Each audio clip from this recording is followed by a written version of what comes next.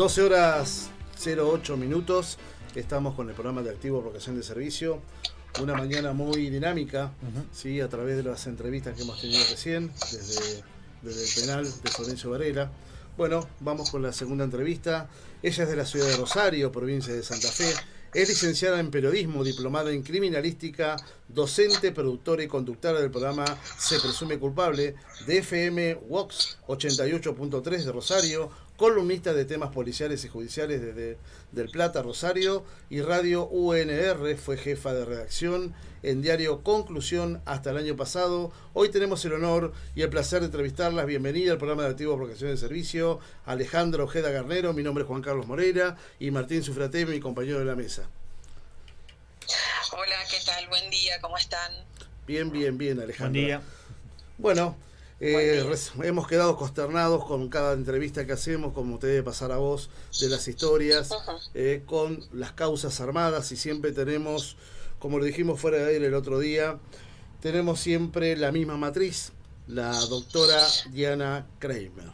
En algunos casos, en otros no, pero son similares y bueno, y a veces tenemos ese temblor, de ese convencimiento y esa energía que tienen a veces el Poder Judicial o Casación o la Suprema Corte, de que los organismos de derechos humanos avasallen las libertades individuales de cada personal, de cada fuerza de seguridad en la República Argentina. Sí, bueno, principalmente hay que aclarar que los derechos humanos son para todos los ciudadanos que habitan este país y no está discriminado en la Constitución si algunos lo tienen y otros no.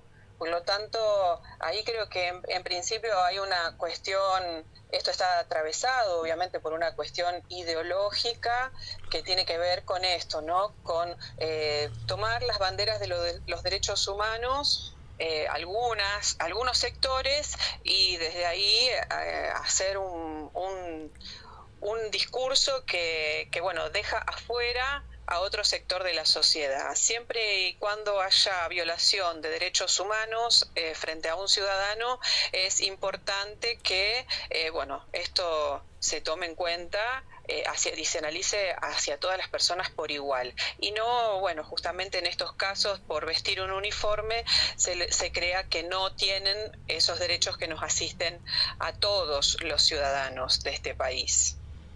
Alejandra, ¿cómo podemos a través, bueno, por supuesto sabemos que el año pasado, en diciembre, cambió, tenemos un nuevo gobierno, sabemos que hay, hoy hablaba recién con Luis Acuña, está privado de su libertad, y en Florencio Varela, en una unidad penitenciaria, y le hablaba de Claudia Rucci, que es la directora de un observatorio por los derechos humanos de la Fuerza de Seguridad, y ella creo que está ampliando toda su convocatoria a través de municipios para instalar oficinas con personal tanto que esté en respecto a vamos a decir, a esta materia que tiene que ver con tratar de defender a las fuerzas de seguridad, y que, como decís vos, los derechos humanos son universales y tienen que ser aplicables también a las fuerzas de seguridad en todo su territorio argentino. Así es. Sí, bueno, sería interesante que se tome con esa perspectiva, ¿no? Sobre todo porque, bueno, hay causas en las cuales nosotros hemos notado una matriz que se repite y que primero tiene que ver con instalar mediáticamente estas causas sin ningún tipo de prueba. ¿Y cuál es el mecanismo que se utiliza? Yo lo analizo desde el punto de vista periodístico, obviamente, y desde el análisis que de todas las causas que me llegan también a mí, como a ustedes, muchas de las que nombraron en la otra parte del programa, yo he entrevistado y he leído los expedientes de estas causas. Y bueno, y demuestran claramente las pruebas que los hechos no se sucedieron como se los presenta mediáticamente. Entonces, automáticamente, ante la condena mediática, se instaura una condena social hacia determinados sectores que es muy difícil de revertir luego cuando se conoce la sentencia judicial. Acá uno de los casos más emblemáticos es el caso por la muerte de Franco Casco, sí, donde 19 policías fueron procesados. En principio fueron detenidos 31 efectivos de la comisaría séptima de acá de Rosario, porque, bueno, al momento de intervenir los organismos de derechos humanos, se concretaron estas detenciones. Bueno, después hubo algunas medidas que se tomaron y finalmente quedaron 19 policías procesados por la muerte de un joven que había llegado a Rosario a visitar a unos familiares y estuvo unos días aquí en la ciudad, y finalmente luego, a partir de un día donde él había dicho que se iba a ir a la estación de trenes para volver a Buenos Aires, este chico era de Florencio Varela, quería volver a su casa, se fue de la casa de sus familiares y no se supo más nada de él, hasta 22 días después, cuando su cuerpo fue encontrado flotando en las aguas del río Paraná. A partir de allí, a partir de la desaparición de este chico, hubo una denuncia de la familia por búsqueda de paradero. Se empezaron las investigaciones, obviamente, para la búsqueda de paradero, como cualquier otra búsqueda normal que hay habitualmente. Y bueno, hasta el momento en que fue este chico encontrado su cuerpo, la búsqueda era de paradero, porque no se sabía qué había pasado. Bueno, los padres finalmente vinieron a Rosario, estuvieron averiguando en distintos lugares y demás, y finalmente llegan a la comisaría séptima porque estaba cerca de la estación de trenes.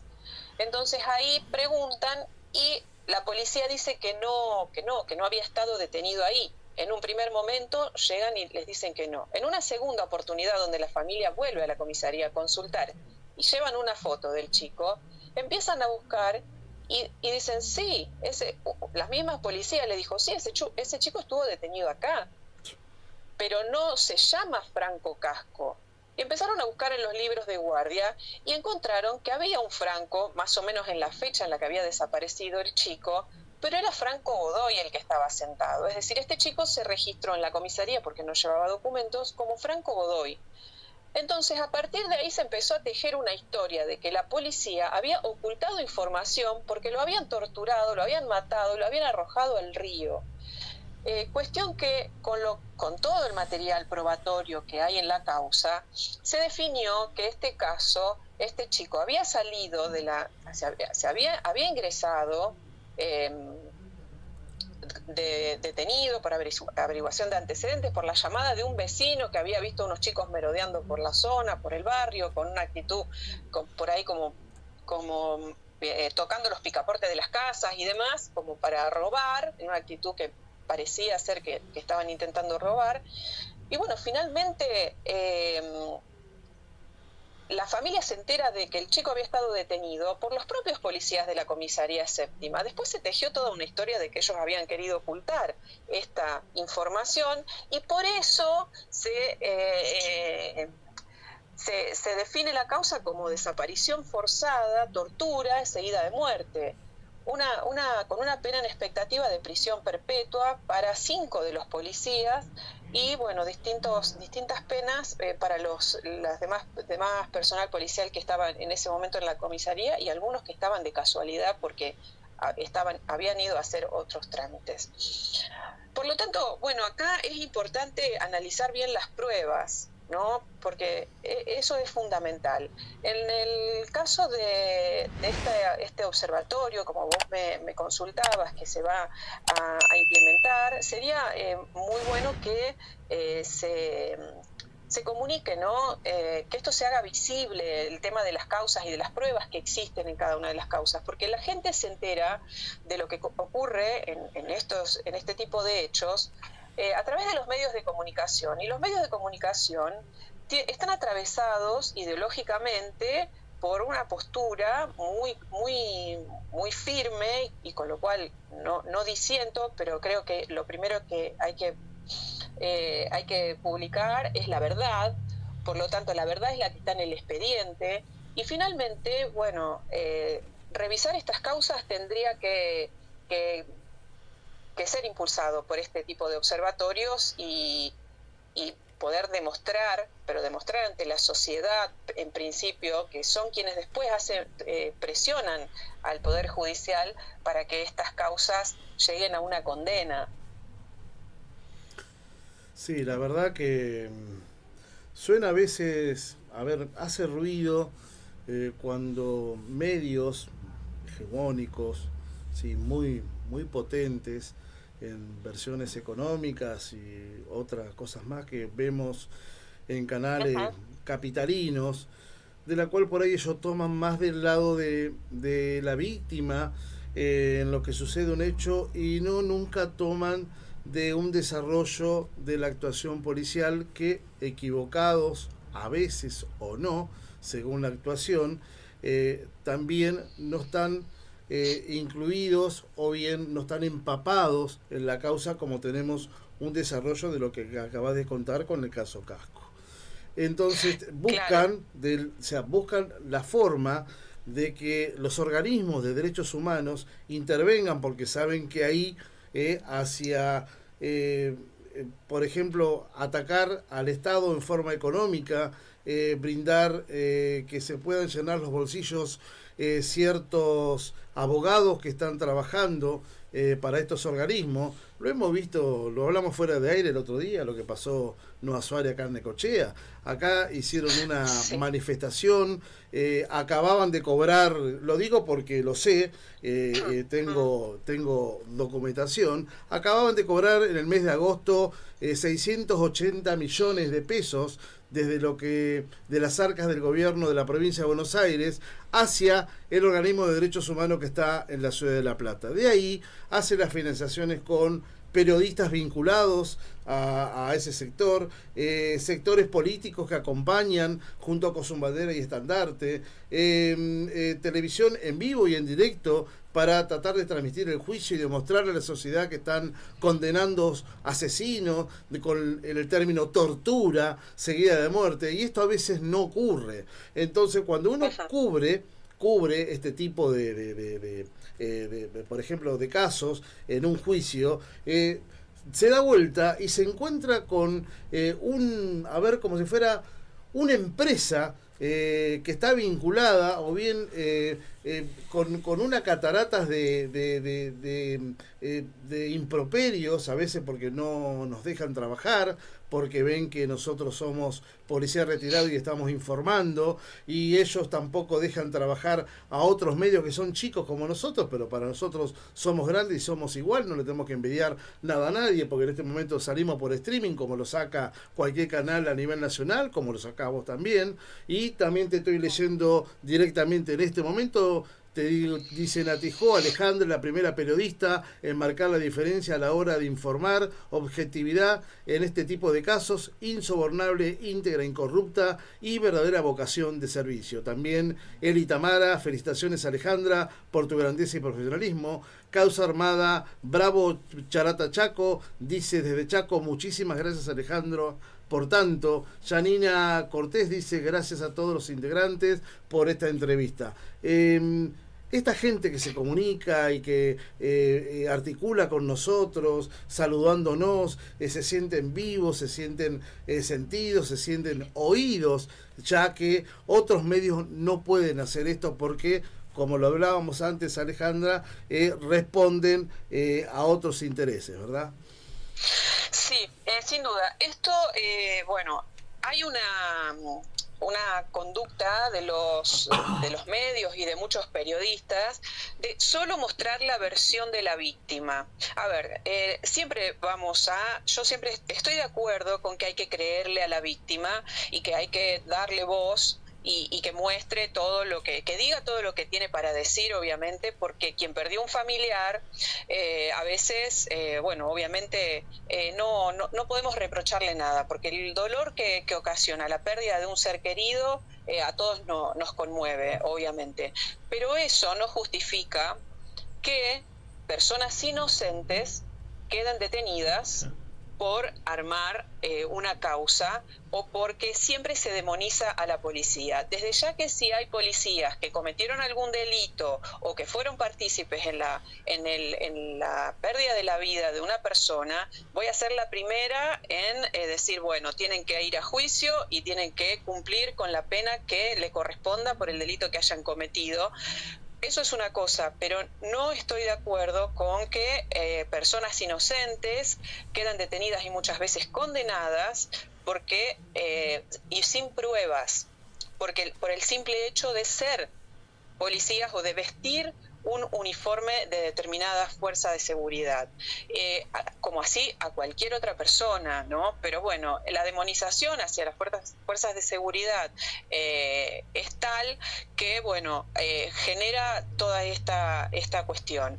Y además, en todos los casos, y no solo donde intervienen personal de la fuerza de seguridad, en todos los casos donde hay una víctima, a la parte acusada jamás se le da la oportunidad de contar su versión de los hechos. Y eso es muy lamentable por parte de los medios de comunicación, porque la gente tiene que tener en cuenta esto, que las personas, la sociedad recibe la información de absolutamente todo lo que pasa a través nuestro, de los periodistas, y nosotros estamos atravesados por determinadas cuestiones subjetivas que nos hacen mostrar la realidad de una manera o de otra. Y también una cuestión, muchos están atravesados por una cuestión ideológica, que en muchos casos debiera dejarse un poco de lado esa cuestión ideológica y cumplir con la función que tenemos los periodistas, que es fundamentalmente informar objetivamente. Entonces, bueno, ahí es como que se tergiversa un poco las cosas y hay personas que, bueno, finalmente la sociedad se termina enterando de un hecho, pero solamente una versión, y esa versión muchas veces sesgada y atravesada por distintos de sectores ideológicos, ¿no? Alejandra, contame cómo te interesaste a través de estos casos, por qué desde la parte tuya profesional quisiste ahondar en estos casos de injusticia, tanto por tantas causas armadas que hay alrededor de todo el país. Por supuesto que falta mucho más. Yo tengo acá más de 25, 30, estamos tratando de sacar al aire a la mayoría, los que puedan tener la posibilidad de poder contar su causa y poder difundirla también y visibilizarla a través de, bueno, de lo que este programa salía en vivo y en directo, también para que después se pueda reproducir y estas familias y tanto también muchas personas les pueda llegar.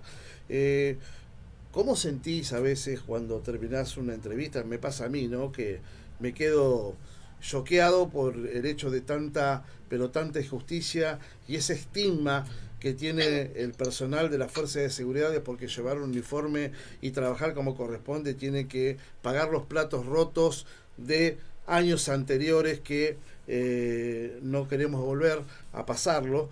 Y bueno, y lamentablemente parece que a 41 años de cumplir la democracia estamos todavía padeciendo estas cosas, ¿verdad?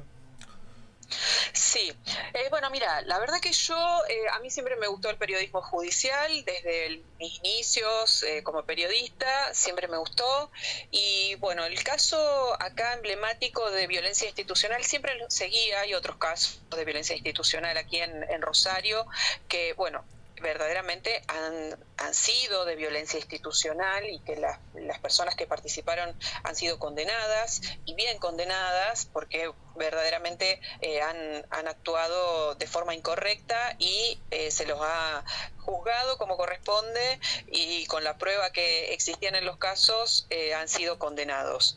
Eso es por un lado. Lo que me llamó la atención, lo que más me hizo involucrar en estos temas también fue el caso Casco, porque yo desde un principio vi que había varias cosas que no me cerraban en el caso, en lo que más que nada lo que manifestaban los querellantes, los abogados querellantes y la acusación de la fiscalía. Hablé con muchos de ellos, abogados, fiscales que intervinieron en esta causa y no me terminaba de cerrar esa parte que me contaban de la historia. Por lo tanto, un día, en un momento, se acercaron los familiares de uno de los policías acusados en la causa Casco, puntualmente el comisario Diego Álvarez, que estaba en ese momento ya detenido, hacía muchos años, y bueno, pidiéndome una entrevista, porque ellos querían contar su verdad, su parte de la parte de la historia que faltaba que la gente conociera. Bueno, me contaron que fueron por distintos medios de la ciudad de Rosario pidiendo derecho a réplica en todas las notas que salían acusándolos a los policías de este delito tan grave, desaparición forzada, tortura seguida de muerte. Entonces dije, bueno, los voy a escuchar, a ver qué tienen para decir. Y bueno, la entrevista está por ahí dando vueltas en la web, y bueno, finalmente hablamos y yo les consulté absolutamente todos los puntos que a mí me parecían controversiales en la causa. Hasta ese momento yo no había podido acceder al expediente porque lo había pedido. Yo me manejo de esta manera: todos los casos que yo difundo en mi programa, tengo que tener el expediente y todas las pericias, y tengo que estar segura de qué me están diciendo y quién me lo está diciendo. Por lo tanto, yo en el expediente veo todo. No escucho la versión de nadie. Como hay una frase que dice lo que está en el expediente es lo real, bueno, para mí es lo que vale. Y bueno, hasta ese momento no había tenido posibilidad de acceder al expediente, lo había pedido a los abogados querellantes muchas veces y nunca me lo habían facilitado, hasta que, bueno, contacto con estas personas, familiares de los acusados, y les dije, bueno, ustedes tendrán el expediente para que yo pueda leerlo, a ver qué es lo que hay ahí, a ver quién me está diciendo la verdad, porque eran dos versiones absolutamente contrapuestas.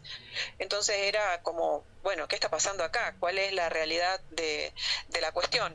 Bueno, automáticamente me facilitaron el expediente, todas las pericias, absolutamente todo, lo leí.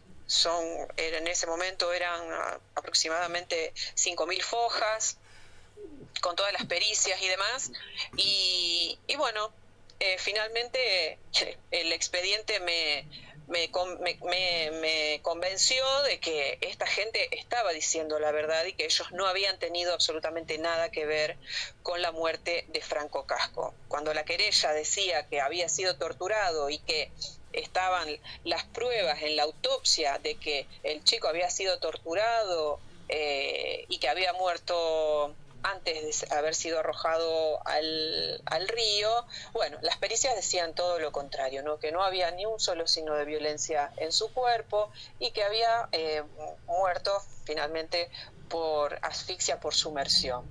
Por lo tanto, bueno, creo que esa es la honestidad que hay que tener de decir, bueno, hasta acá llegamos. La querella no quiso hablar más conmigo en un determinado momento. Fui al juicio, presencié absolutamente todas las audiencias, más de 70 audiencias de juicio en 1 año y medio que duró este debate, y realmente, bueno, finalmente tengo la satisfacción de que todo lo que yo publiqué en su momento sobre la causa terminó con una sentencia de absolución para todos por inexistencia de delito. Es decir, la Fiscalía y las querellas no pudieron probar finalmente que los hechos se habían dado como ellos los planteaban, y que los policías, que desde un primer momento dijeron que eran inocentes y que pudieron probar en juicio que eran inocentes, finalmente llegó a buen puerto, pero también creo por la valentía y la honestidad también de los jueces de valorar la prueba concreta y no llevarse por la presión de la sociedad y de los organismos de derechos humanos que presionaban puntualmente en la puerta del tribunal en cada una de las primeras audiencias. Después ya eso fue disminuyendo hasta que finalmente solo estaban los familiares de los policías ya de mitad de juicio en adelante. Y no hubo un solo medio que cubriera el juicio. Ese es otro dato también relevante. Supuestamente una causa emblemática en la ciudad de Rosario, donde 19 policías iban a ser condenados por este hecho, no hubo un solo medio cubriendo ninguna de las audiencias. Fueron nada más el primer día a la primera audiencia, donde no se había ni siquiera terminado de leer los alegatos, y después no fueron más, porque no les gustaba lo que, esto es una percepción personal, ¿no? No les gustaba lo que estaban escuchando. Entonces, aparte iba en contra de todo lo que venían diciendo a lo largo de casi 7 años, porque recordemos que en esta causa hubo 19 policías que estuvieron en prisión preventiva durante 6 años, siendo inocentes. ¿Quién les devuelve esos 6 años o la cantidad de años? ¿Qué tienen que hacer? ¿Juicio al Estado? ¿Reclamarle a nivel judicial a través de un patrocinante, o bien tomar a una defensoría oficial para que a ellos mínimamente este lucro cesante, o bien, a ver, no se lo saca nadie, ¿no? Los años que estuvieron detenidos siendo inocentes. ¿Cómo ves vos, Alejandra, a quién tienen que ellos reclamar?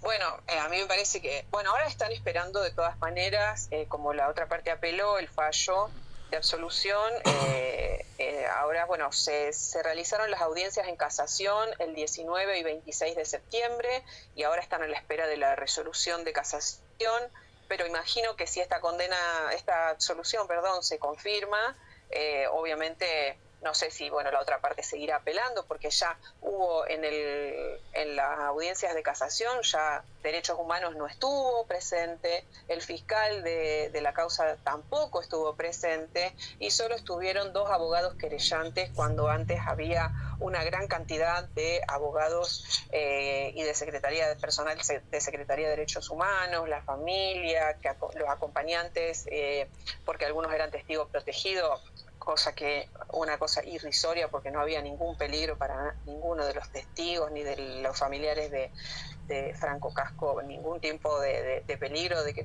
fuese a pasar absolutamente nada. Por lo tanto, acuerdo en esto que vos decías de que se mueve mucho dinero y que los organismos de derechos humanos, hay personas que realmente este armado de esta causa, Casco, por ejemplo, hubo muchísima gente que lucró con esto, porque bueno, tanto los acompañantes profesionales de la salud mental que acompañaban a los familiares del chico fallecido, otros organismos, bueno, testigo protegido, los abogados, asesores y demás, y un cuerpo de gente de la Secretaría de Derechos Humanos que, bueno, hoy ya no están.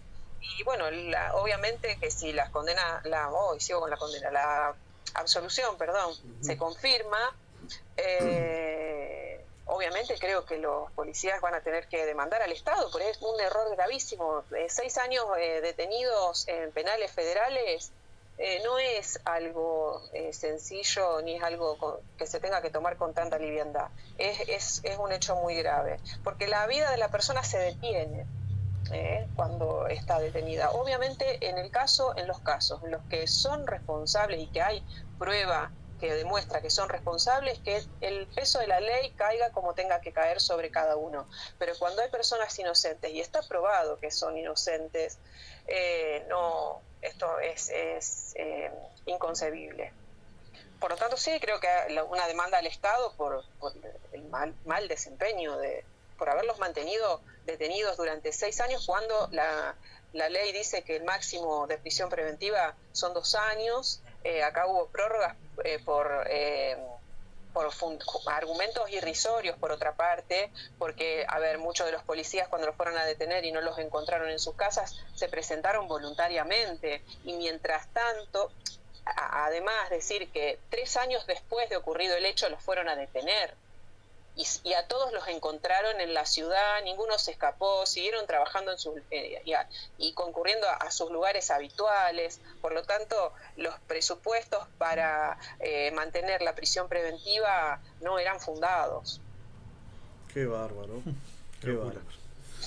Alejandra, bueno, te voy a agradecer por esta entrevista. Te vamos a invitar, vamos a volver a llamarte para saber si hay otro caso también emblemático o no. Estamos justamente, te comento, hay otro caso que es el caso Bocacha Orellano, que vos también lo mencionaste, que en estos días se conoció la resolución de la Cámara, porque esa causa está en la justicia provincial. En ese caso, los jueces redujeron las condenas de dos policías que estaban acusados, que fueron condenados en primera instancia, y redujeron las condenas y recalificaron el delito, porque acá también se pretendía una pena de prisión perpetua por tortura seguida de muerte, y no se pudo probar de ninguna manera en ese caso. Ahora estamos esperando los fundamentos de esta causa Bocacha, porque solo salió la sentencia, pero estamos esperando los fundamentos para ver, porque los defensores también van por la absolución, porque no hubo acá ningún caso de violencia, ni la autopsia revela tampoco tortura, ni siquiera golpes, ni nada que se le parezca a una lesión que ocasione la muerte. El chico se arrojó al agua de forma, voluntaria, puede haber alguna irregularidad en lo que hicieron después los policías de este chico, pero tampoco, porque hay audios que demuestran que llamaron a prefectura, que se realizaron todo lo que se tenía que hacer para tratar de salvarlo. Así que estamos esperando los fundamentos de esta causa, Bocacha, pero sí una noticia que tiene que ver con que se ajusta a lo que un poco más a lo que se espera, ¿no? Que se reviertan este tema de las causas armadas por tortura seguida de muerte, con penas en expectativa que son exorbitantes, y que se valore la prueba desde la justicia también, ¿no? En otros casos también, los jueces deben tener el valor de decidir en base a la prueba y no a la presión social o mediática. Sí, después tenemos en la provincia de Córdoba, no sé si la causa armada contra Uga Canoas Badra, desde el 2001, sí. Esa causa también es emblemática para la provincia de Córdoba. Nosotros acá tenemos un compañero de la mesa, que es abogado penalista, estuvo leyendo toda la casa irregularidades, también le pedimos permiso a uno de los directores de científica que tiene acá la ciudad de Necochea, hoy está en situación de retiro, y estábamos mirando las fotos y todo, y es totalmente fuera de lugar. También una causa con muchos folios, con diversas irregularidades, diversos acusaciones fuera de lugar, declaraciones de testigos que estuvieron y no estuvieron. La verdad que hay veces que cuando uno se pone a leer y a investigar sobre todas estas causas, siempre vamos como decís vos, siempre el hilo se corta por lo más fino, ¿no? Entonces,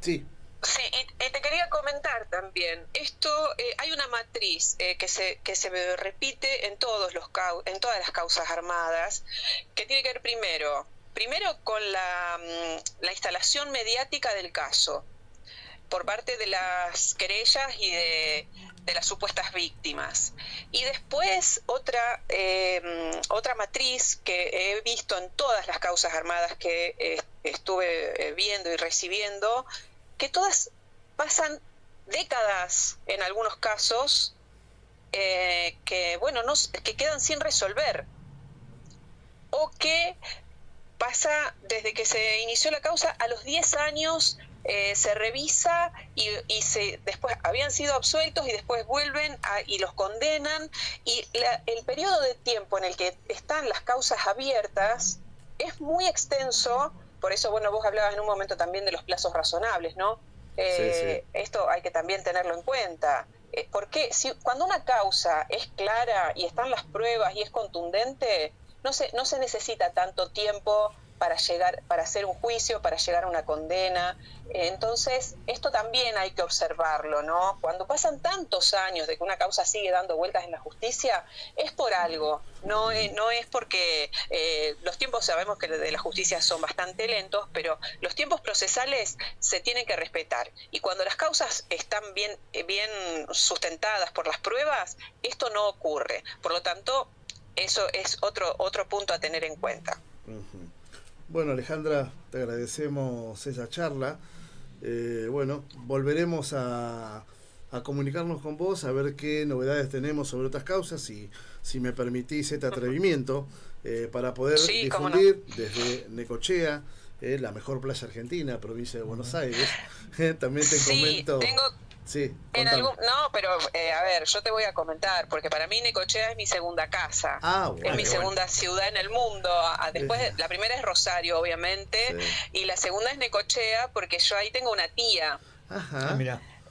Entonces, Necochea la visito desde que tengo 12 años, ya... No importa los que tengo ahora, pero son muchos. y conozco muy bien la ciudad, conozco sus playas, y de paso aprovecho para mandarle un saludo a mi tía Viviana Garnero, que debe estar seguramente escuchando. Bueno. Y sí, una hermosa ciudad, y obviamente sí, las mejores playas de la Argentina. Y así que bueno, cuando suelo ir todos los años a visitar a mi tía, así que cuando esté por ahí les voy a avisar y los visito a ustedes también. Por supuesto. Te comento, entonces, si sabías, el viernes 11 y el sábado 12 en la ciudad de Necochea se va a celebrar el primer Congreso Internacional por los Derechos Humanos de las Fuerzas de Seguridad. Fue declarado de interés municipal y declarado de interés público. Hubo que convencer 20 concejales para que pudieran declararlo por, hablar ya de la policía, y tener camaradas que vienen de otros países, y tener más de 14 provincias que van a integrar también se van a hablar de las causas armadas, visibilizar también lo que es salud mental. Te iba a invitar, pero veo que por ahí ya falta muy poquito, pero te vamos a mandar flyer para que lo puedas difundir, y aquellos que quieran seguir, te vamos a mandar los links también para que en alguno de estos casos personal de fuerzas de seguridad de otras provincias, de otros países, puedan tratar. Nosotros vamos a hacer todas las entrevistas que podamos.